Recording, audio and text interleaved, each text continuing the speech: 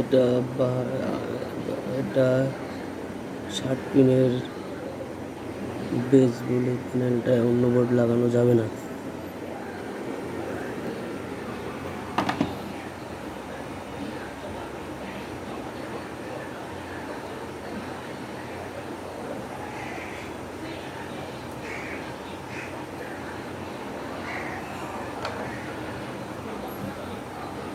এটা V out আছে, সঠিক আছে। HDMI পোর্ট থেকে ভিডিও কনভারসেশন লাগালে এটা ঠিক হয়ে যাবে।